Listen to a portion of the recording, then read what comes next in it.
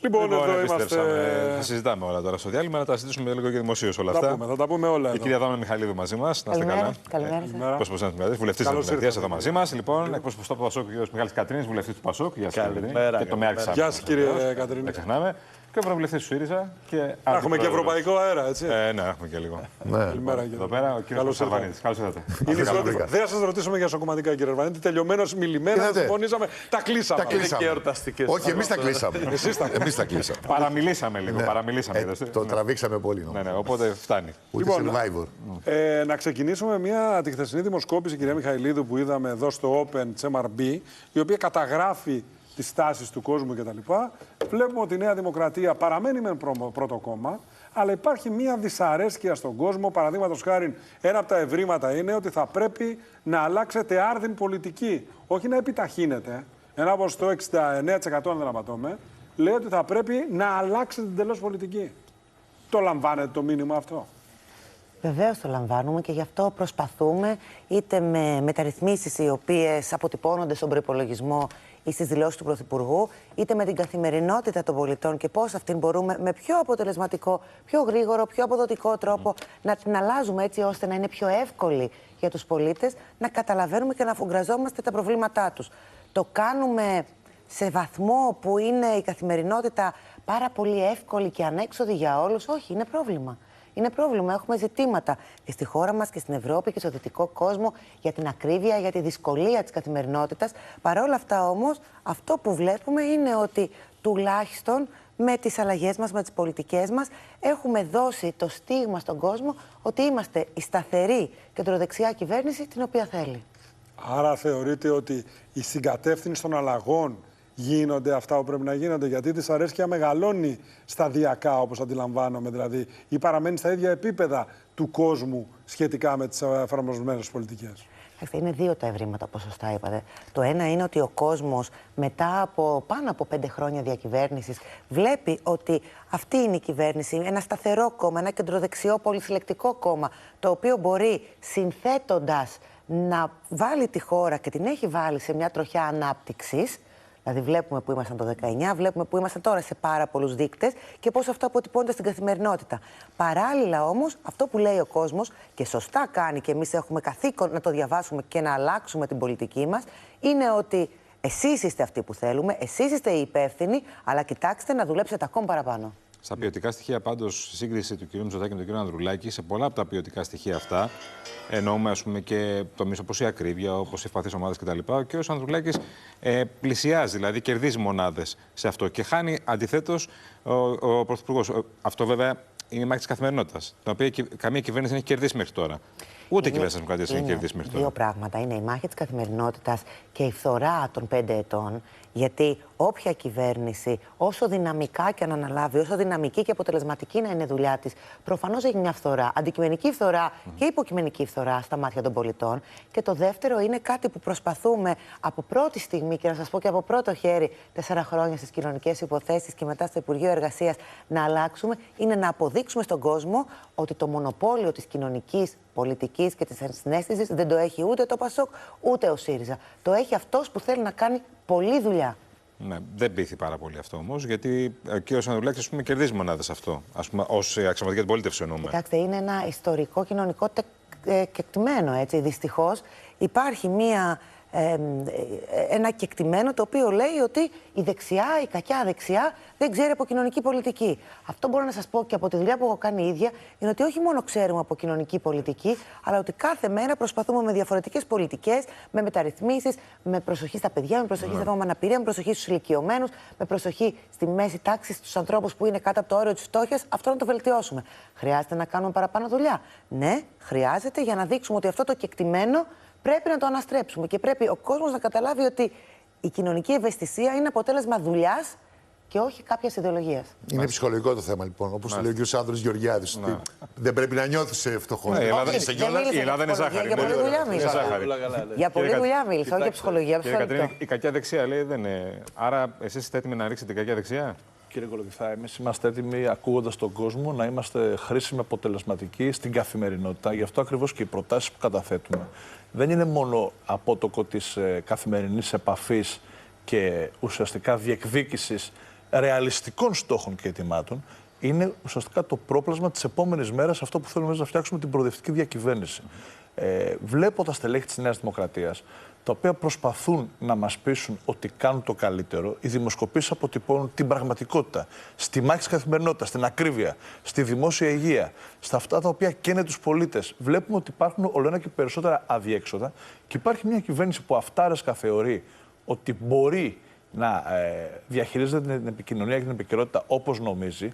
Μάλιστα, ενδεικτικό του νέου τρόπου με τον οποίο η κυβέρνηση αντιμετωπίζει είναι ότι στην αρχή απορρίπτει οποιαδήποτε πρόταση, μετά κάνει μια συστηματική προσπάθεια να την αποδομήσει και στο τέλος την αποδέχεται. Βαρέα ανθυγιεινά. Θυμάστε τον πόλεμο που δέχεται και το Πασόκ και ο Νίκος Ανδρουλάκης πάνω σε αυτό.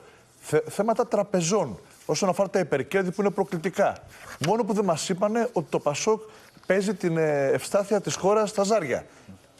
Σήμερα περνάει η τροπολογία για τις μηδενικές χρεώσεις. Πάλι το Πασόκ και ο Νίκος Ανδρουλάκης τα έφεραν αυτά στο προσκήνιο. Και το λέω αυτό γιατί υπάρχει και ο φόβος και η Νέα Δημοκρατία. Να σας πω και μια πραγματικότητα άλλη, κύριε Κατρίνη. Θυμίζω 28,3, 17,5. Ναι. Η αποτύπωση της δημοσκοπήσεις.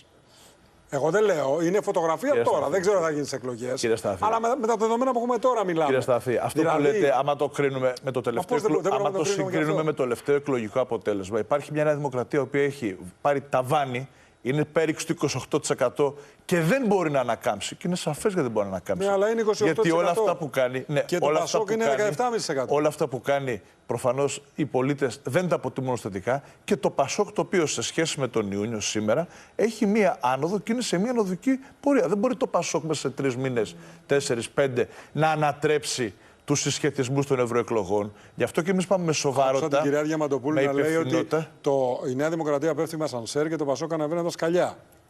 Συμφωνείτε με αυτό? Εγώ βλέπω ότι το Πασόκ ανεβαίνει σταθερά, το Πασόκ ανεβαίνει με υπευθυνότητα και σοβαρότητα. Έχει προτάσεις οι οποίες, το ξαναλέω, ενώ η κυβέρνηση προσπαθεί να τις υποτιμήσει και να τις αποδομήσει ως διαμαγείας, μετά τις αποδέχεται. Γιατί αυτές οι προτάσεις λύνουν ζητήματα, είναι δίκαιες, έχουν κοινωνικό πρόσημο και εκεί που η κυβέρνηση βρίσκεται στα αδιέξοδο, αναγκάζεται να τις αποδεχτεί. Σε αυτό λοιπόν το δρόμο εμείς θα κινηθούμε. Γιατί μπορεί ο προϋπολογισμός να πέρασε με παραπάνω βουλευτές. Εγώ δεν είμαι σίγουρος ότι θα λύσει όμως τα προβλήματα της καθημερινότητας. Και εδώ υπάρχουν ουσιαστικά δύο Ελλάδες. Υπάρχουν κάποιοι λίγοι οι οποίοι περνάνε πολύ καλά με τις ευλογίες της κυβέρνησης. Χαρακτηριστικό παράδειγμα, το Ταμείο Ανάκαμψης, θα το λέω και θα το ξαναλέω. Έχει μαλλιάσει η γλώσσα μου. 200 επιχειρήσεις αυτή τη στιγμή θα πάρουν 17,5 δις με 2% επιτόκιο. Και από την άλλη πλευρά, 800.000 επιχειρήσεις, οι οποίες υφίστανται τις χρεώσεις των τραπεζών, υφίστανται τα υψηλά επιτόκια και μια κυβέρνηση που δεν κάνει τίποτα για να τα στηρίξει. Για να γίνω χρήσιμος. Πρώτον, σε ό,τι αφορά στο αν αποφασίσουμε αν είμαστε Ευρώπη ή δεν είμαστε Ευρώπη, θέλω να σας πω ότι η κυβέρνηση έφερε μια. Ενώ υπήρχε η οδηγία για τον κατώτατο μισθό, έκανε μια καρικατούρα που δεν έχει καμία σχέση με την οδηγία. Διότι βασικό θέμα της οδηγίας ήταν οι συλλογικές συμβάσεις εργασίας, όπου στην Ελλάδα τρέχουμε με 20-25% συλλογικές συμβάσεις. Σύμβαση, να έχει σύμβαση ο άνθρωπος, να μην είναι αόρατος εργαζόμενος, να μην έχει μαύρα δηλαδή ουσιαστικά. Και η οδηγία λέει για το 80%. Κυρίαρχο θέμα αυτό. Και δεν λέει η οδηγία ότι ο αλγόριθμος του κ. Μητσοτάκη θα λέει πόσο θα αμείβεται ο floor manager του Open. Θα πρέπει να γίνει συλλογική διαπραγμάτευση του σωματείου, της εργοδοσίας και βεβαίως αυτό λέει η οδηγία. Τράπεζες, κύριε Κατρίνη. Υπάρχει η οδηγία, η οποία την έχω, είναι 22-25 του 23 για τις τράπεζες. Διότι ακούω και τον κύριο Ανδρουλάκη να λέει η οδηγία είναι σαφέστατη. Μιλάει για δημόσια παρέμβαση στον χώρο των τραπεζών. Ναι, που δεν υπάρχει. Στο θέμα των καταναλωτικών δανείων και τις πίστες που μπορεί να βάλει όρια στα επιτόκια. Είναι συγκεκριμένη όμως. Μιλάει, προσπαθώ να ενημερώσω τους τηλεθεατές πιο πολύ, παρά να κάνω όχι για το επιτόκιο. Όχι, να το διευκρινίσουμε. Για τα επιτόκια στα καταναλωτικά. Τα καταναλωτικά. Ναι, να το δούμε λοιπόν. Αυτή τη βέβαια είναι εδώ, να δηλαδή. Και το λέω. Γιατί υπάρχουν πάρα πολλοί τηλεθεατές που έχουν πάρει ελβετικό φράγκο. Και έχει θέμα μέσα που μπορούμε να ενσωματώσουμε και να προστατεύσουμε τους πολίτες με το ελβετικό φράγκο. Έχει σχέση με την πρώτη κατοικία και την προστασία. Οπότε οι καρικατούρες κυβέρνησης, κάνω κάτι που φαίνεται αλλά δεν είναι, δημιουργεί επιπρόσθετα ζητήματα σοβαρότητας και από εμάς από το κομμάτι της αντιπολίτευσης, στη χρησιμότητα να είμαστε και σαφείς και συγκεκριμένοι και να φωτογραφίζουμε και την αδυναμία τους και την πολιτική τους επιλογή. Και για να δυναμώσετε πολιτικά, κύριε Αρμανίτη. Γιατί το 9,9 βλέπω εδώ στην αναγωγή. 10, οκ, 10. Άνετα 10 το λέω. Για λόγους ψυχολογίας. Εγώ δεν λέω ότι ο ΣΥΡΙΖΑ εκτοξεύτηκε. Δεν είναι. Βλέπεις μια σταθερότητα πάντως. Αυτό είναι αποτέλεσμα της προσπάθειας που γίνεται το τελευταίο καιρό. Βεβαίως. Του Φάμελου, λέτε. Του Φάμελου, ναι. Και όλων μας. Βεβαίως. Ότι αφήσατε στο παρελθόν τις κόντρες. Και γρήγορα. Ναι. Αλλά θέλω να μείνω σε αυτό. Τι με προβληματίζει, συνάδελφοι και συνάδελφοι. Όταν σε όλες τις δημοσκοπήσεις το μεγάλο σου θέμα είναι το δεν τοποθετούμε, δεν με πείθεται, το βασικό θέμα που έχουμε να κάνουμε οι πολιτικοί οργανισμοί είναι να έχουμε σαφήνεια και να είμαστε χρήσιμοι στο αν τα συμφέροντά μου είναι με τη Νέα Δημοκρατία, οπότε πάω στη Νέα Δημοκρατία, στο ΠΑΣΟΚ, στο ΣΥΡΙΖΑ, στο Κομμουνιστικό Κόμμα Ελλάδας. Νομίζω ότι είμαστε σε μια νέα φάση. Σε μια νέα φάση όπου έχουμε 2 πολέμους και επαναχάραξη συνόρων, με μια Ευρώπη που καταραίει, με την κέντρο-δεξιά που καταραίει και την λεγόμενη κέντρο-αριστερά που καταραίει, Γερμανία, Γαλλία, με Τραμπ, Πούτιν και πρώτο τον Πούτιν και τον Τραμπ στη δημοτικότητα στην Ελλάδα. Αυτή είναι η εικόνα σήμερα. Μάλιστα. Λοιπόν, μια σύντομη απάντηση από όλους, παρακαλώ πολύ, γιατί απασχολεί την επικαιρότητα το θέμα με την τέως βασιλική οικογένεια. Να πάρουν. Ξεκινήσουμε από εσάς. Ναι, για να το πάμε ανάποδα. Αυτό είναι το κυρίαρχο θέμα. Όχι, είναι ένα θέμα όμως τώρα. Θα το βάζεις και εσύ στην εφημερίδα που θα ήσουν μπροστά, αγαπητέ Κώστα, θα έλεγα. Είναι ένα θέμα. Λένε θέλουμε ηθαγένεια. Να πάρουν ηθαγένεια. Αφοροληπτικό όμως. Με επώνυμο, δεν πρέπει να έχουν ένα επώνυμο. Ένα επώνυμο. Ναι. Και να αποδεχθούν κάποια πράγματα. Φυσικά. Δεν νομίζω ότι το μείζον αυτό. Τι λέει το νόμος και τι λέει το Σύνταγμα. Αυτό είναι το βασικό θέμα. Πας by the book, δεν πας αυτά.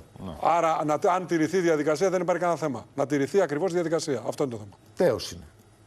Τέος πάντων. Ξεχασμένη στην ιστορία. Τέος πάντων. Ωραία τάκα. Προφανώς θα πρέπει να τηρηθεί η νομοθεσία, αλλά καταλαβαίνετε ότι αν υπάρχουν ονόματα τα οποία είναι έμεση μία αποδοχή του υπάρχοντος πολιτικού και πολιτικού καθεστώτος, γύρεται ζήτημα. Υπάρχει και νόμος. Άρα το Ντεγκρές ή το Ντεγκρέτσια. Καλά, εντάξει, αυτό είναι αδιαπραγμάτευτο. Αυτό τώρα καταλαβαίνετε.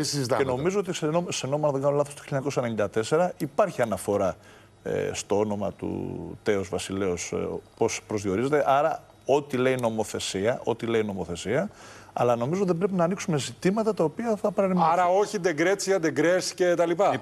Λέτε και εσείς, κύριε Αρμανίτη. Φυσικά, αυτό είναι αδιαπραγμάτευτο. Αυτό νομίζω ότι είναι αυτονόητο. Κυρία Μιχαλίου, τι λέτε? Θα μου αφήσετε να κάνω μια μικρή παρέμβαση για πριν, γιατί είναι πολύ σημαντικό να υπάρχει σύνθεση πάνω στο τραπέζι.